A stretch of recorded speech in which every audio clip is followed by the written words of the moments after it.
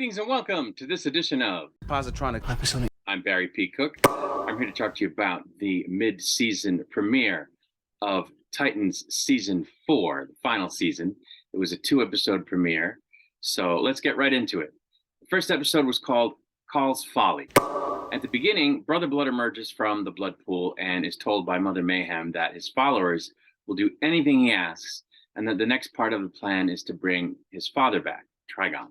The Titans wake up in an empty dungeon space that looks just like the space where Brother Blood and his followers are, but apparently where that is actually in a death realm, where the Titans no longer are, thanks to Gar, who for the moment is among the missing.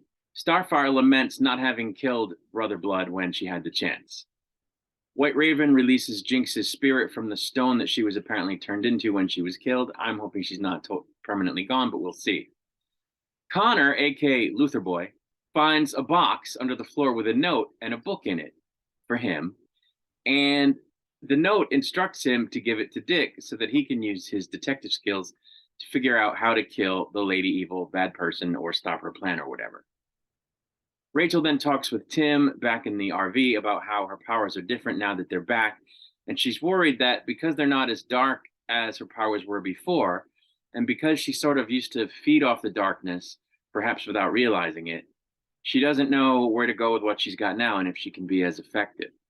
Dick and Starfire go to see someone named Roberta because apparently she can read ancient Tamaranian, which Starfire can't, and that's what part of the book is written in that they got from the box. Roberta tells them that with Brother Blood now in existence, if he comes into possession of the horn, he can bring Trigon back, who would take dominion over humanity. She also says that Starfire's light, when used at its full power, can end what's happening, but that it will also end her as she is now. Apparently, Tim is a numerology wonk, and he helps the team decode part of the cipher, which gives them the location of the horn that they want to get to before Brother Blood can. Luther Boy breaks into Cadmus to confront the lady there. She gives him information and tells him that he can either take it to the Titans or use it himself for his own gain to stop Mother Mayhem and Sebastian all on his own. I'm not clear if that was Amanda Waller or what, but anyway. The Titans go to the location where the horn is supposed to be, but nothing seems to be there. And then Bernard finds them after having tracked the RV. Tim gets in Bernard's car to go with him to get satellite images of the area so they can assist the team in finding the horn, but Bernard rebuffs him romantically, saying that they should just be colleagues and friends. As they're following the RV, it disappears like into an alternate dimension right before their eyes. Apparently, it was taken to some kind of town in a bubble called Call's Folly, like a pocket dimension. They don't realize this right away, however, Dick and Starfire, and they think that they're still in the same dimension they were in previously. Oh, I guess Raven's with them too, and she didn't realize it either.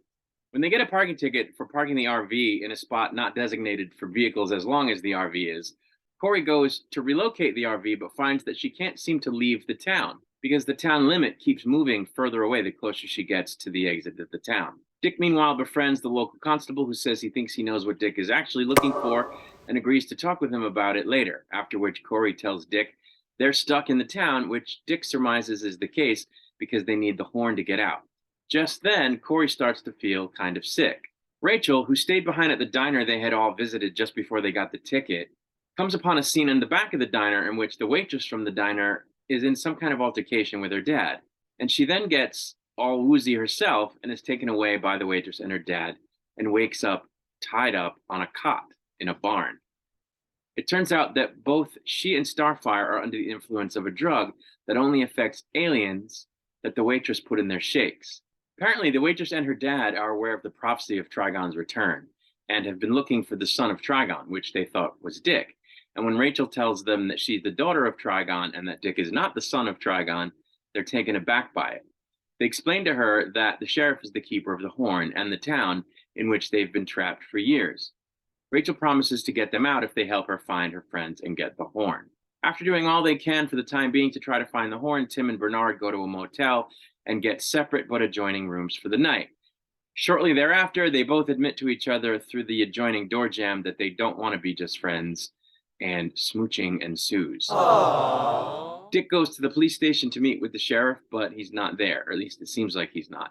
But he does show up with two of his buddies and confronts Dick for snooping around.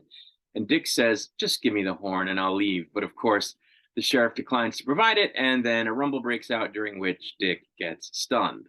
He's then walked out of the police station by the sheriff's people, at which point he comes face to face with Mother Mayhem and Brother Blood, which is where the episode ends. The next episode was called Dick and Carol and Ted and Corey. At the beginning, Dick and Corey wake up in pajamas in some bed in a house that they don't remember going to because they were drugged. The townspeople all converge on a church, and Mother Mayhem gives a speech before introducing them to Brother Blood, who triumphantly pulls the horn out of a structure on the altar. Upon exploring the house, Dick and Corey find, among other things, photographs of themselves in different places that they never went together. Then the phone rings, and when Dick answers it, someone calls him by another name, Ted, and asks him to cover his shift at work. Apparently, Dick and Corey are supposed to be Ted and Carol. Next, we learn that the sheriff found Rachel in the barn where she'd been taken, and Brother Blood wants to see her, which Mother Mayhem isn't keen on. He goes to see her anyway and finds her taped to a chair in some type of community room. He decides to cut her arm with a knife and stab her, but of course, when he does, the same wounds appear on his own person because they're connected and he's an idiot. Rachel tells him that he's just being used to bring Trigon into the world, and that as soon as that happens, he'll be a nobody again because Trigon and Mother Mayhem don't really care about him. Mother Mayhem then tells the sheriff that even though Brother Blood can't kill Rachel, the sheriff and his people can. Playing their parts well, Dick and Corey go to the diner. One of the other patrons tells them that the congregation is planning to kill Rachel. Then the waitress lets them know that she has information about Rachel, and they are led outside to a van where it's explained to them that any music they hear in town is slowly making them forget who they are and replacing their identities, which hasn't happened to the waitress and her father because they're deaf. She from an accident and he from a deliberate choice so that he couldn't be taken over. Back at the motel, Bernard tells Tim that he's located Starfire by her spectral signature. So the two of them go to part of the map where the town should be, and would be if it hadn't been brought down 10 years previously by a fire, only to find a radio station still standing and a guy playing music on a boombox outside, apparently waiting for the return of his dad, who's missing.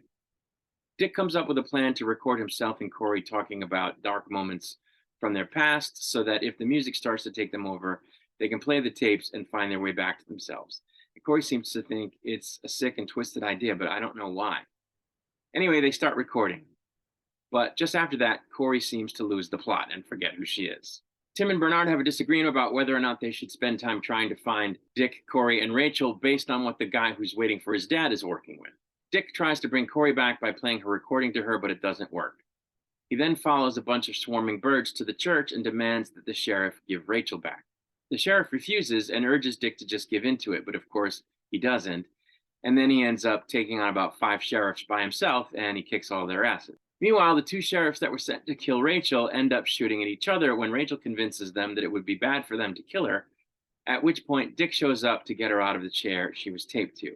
He then takes Rachel to find the radio station where the music is coming from, while at the same time, in the real world, Bernard returns to the radio station with an idea of essentially turning up the volume of a broadcast so that they can reach the pocket dimension. The guy at the radio station in the real world is looking for the waitress and her dad because her dad is his dad and they're brother and sister. And within the pocket dimension, the dad says he can hear in his head the broadcast that's coming from the real world. So they go to hunt it down. Inside the radio station in the pocket dimension, Dick is attacked by a couple of guys while he's having trouble remembering that he is Dick, and Rachel talks him back to reality. He then is able to burst into the control room where he finds a guy strapped to an apparatus and apparently being fed blood from somewhere who refuses to turn off the music, at which point Dick goes about ripping down the tubes that are supplying him with blood. The music then does in fact stop, and the guy dies after saying that it's too late because they have the horn and Trigon will come. With the music off, the veil is pierced, and the guy with the boombox, William, is reunited with his sister, the waitress, Megan, and their dad, and Rachel, Dick, and Corey, who has now remembered who she is, are able to cross back into the real world and reunite with Tim. In Metropolis, Brother Blood is taking tea when Luther Boy sends him a whiskey and then joins him, at which point Luther Boy offers a toast to the future. And that's where the second episode of the 2-episode premiere ended. So these 2 episodes to me felt a lot like an episode of Doom Patrol. It had all the markings of one of those episodes because here they are in a pocket dimension, which is something that, kind of sort of happens on Doom Patrol every now and then. And the town that they were in, the fake town or the pocket dimension town, very much resembled like the Danny Street town from Doom Patrol. So it was very interesting how it resembled an episode of Doom Patrol. I'm not really clear on how the pocket dimension was created. I don't know if they covered it and I missed it or what. But the actual town of Call's Folly burned down. So where did the pocket dimension version come from? What does it have to do with Mother Mayhem and Trigon? And I wasn't clear on that. But the end result is that the Titans didn't succeed in keeping the horn from Brother Blood and Mother Mayhem. So they're going to, I guess, bring Trigon into this world, which isn't good. And what is Luther Boy, aka Connor, up to? Like, what's his deal? I don't think he wants Trigon to come into the world either. But why does he think he can forestall it or prevent it on his own? And does he even want to prevent it? Because it seems like he's trying to get himself in league with Brother Blood. What else does meeting with him and toasting to the future mean? So that's odd.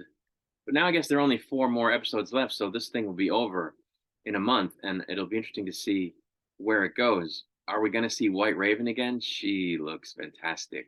Rachel does in that white outfit. I like that. And what about Jinx? She was cool. She had a cool superhero outfit. We got to see it for 2 minutes. Is she going to come back? Like, or is she permanently dead? I would hope she's not permanently dead. We are dealing with magic, so hopefully she can be brought back. And where the hell is Gar? What's going on with Gar? Where the hell did he go? Will we see him in the 3rd episode? I hope so. But yeah, I mean, interesting episodes in that they had that wacky, like I said, Doom Patrol feel of this pocket dimension thing. It was a little freaky.